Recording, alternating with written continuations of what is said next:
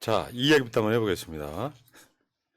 고위공직자의 병역 면제는 질병이 그 원인일 때는 비공개를 추진한대요.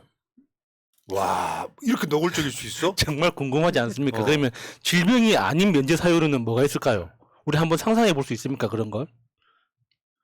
뭐 기분이 불쾌하다거나 부모님이 편찮으시다거나 그런 거 있잖아요. 그러니까 내가 책임져야 되는 그 가족이 있다거나 결혼을 해서 아이가 있다거나 그렇게 되는 경우에는 면제가 되는데 그 외에는 대부분 99.9%다 질병이 면제 사유잖아요. 그리고 무엇보다 얘네가 하는 이 말이 개수작인 이유가 뭐냐면 그 질병을 자기네들이 윤석열 부동시처럼 조작할 수 있기 때문이라는 거죠. 그러니까 조작이 아니라 이제 그 병을 만들어 놓고 그러니까 부동시도 면제 일종의 질병인 거예요. 네. 그 부동시, 윤석열 부동시는 역대급 미스테리거든요. 그러니까 미스테리 1위 윤석열 부동시, 2위 황교안의 단마진. 이 미스테리야. 예전에 기억들 하실지 모르겠는데 이회창 아들이 키가 178이었는데 몸무게가 40kg대였습니다.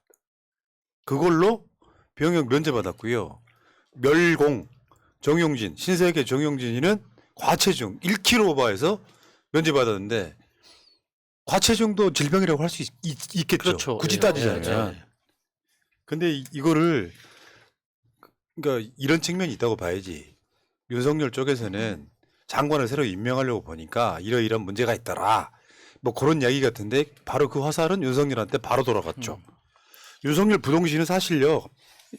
윤석열의 고무줄 시력 검사 한번 볼게요. 군입대 신체 검사할 때는 부동시 0.7 병역 면제됐는데 여기까지 그럴 수 있어. 근데 사실 그 당시에 우리 윤기중 씨가 윤석열 서울대 법대 다닐 때 아니야. 근데 군대 갔다 오면 검사 사법 시험에 못할 것 같으니까. 문제가 있을까봐 뺐을 거라는 함정 추정이 가능해. 그 당시에 그런 사람들 많았으니까. 그 다음에 공무원 채용 신체 검사 때는 좌우 시력 차이가 0.2로 줄어들어요. 이것 자체가 의학적으로는 사실상 불가능합니다. 저 같은 경우에 그 눈 영양제 같은 거 많이 먹거든요. 안 좋아져. 어느 날 갑자기 좋아질 수가 없단 말이에요. 그 다음에 공무원 채용 신체 검사에서는 또 0.3 정상입니다. 차이가 별로 없다 이거지. 그 다음에 2019년에 그 문재인 정부 때 청와대 제출한 신체 검사에서는 또 0.85가 되면서 부동시로 돌아가요. 이게 지금 0.85, 0.7 이런 게 좌우의 차이인 거잖아요. 그러니까 공무원 채용 시험을 볼 때는 그 차이가 현격하게 줄어들어서 합격할 수 있는 기준이 되는 반면에 이거 제출해라 너. 임용에 대해서 청문회 같은데 할 때는 또 저는 부동시가 맞습니다. 이게 사실 대통령이 이런 불신을 초래한 겁니다. 이때 당시에 이제 그 검찰총장 때는 어떻게 했습니까? 굳이 분당에 있는 친구가 하는 병원까지 가서 거기에서 검사를 받았어요. 이런 짓들을 하고 거기다가 있는데 그 과거 사진들도 논란이 됐었잖아요. 그러니까 돌 사진부터 초등학교 입학했을 때 사진, 뭐 고등학교 때 사진, 소풍 사진 이런 것들 보면은 단 한 장도 안경 쓰고 있는 사진이 없어요. 그러니까 부동시는 그 안경으로 시력을 교정하지 않으면 일상생활에서 엄청나게 불편하거든요. 그러니까 이게 시력 차이가 너무 양쪽 시력 차이가 너무 크기 때문에 초점이 안 맞거나 이게 어지러움을 느끼거나 하는 그런 증상들이 생기기 때문에 반드시 안경을 써야 한단 말이죠.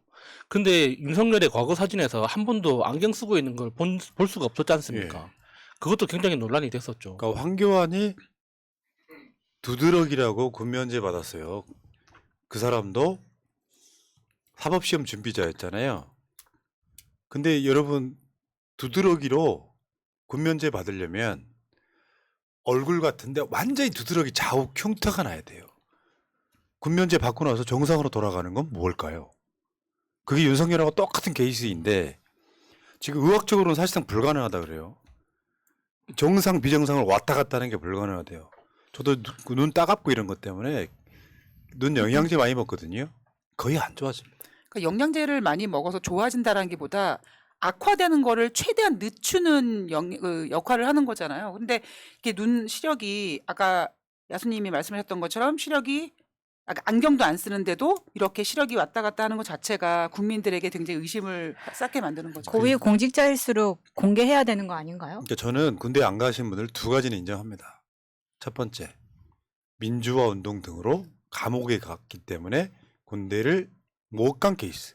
두 번째, 몸에 정말로 장애가 있어서 군대 가고 싶어도 못 가게 한 케이스.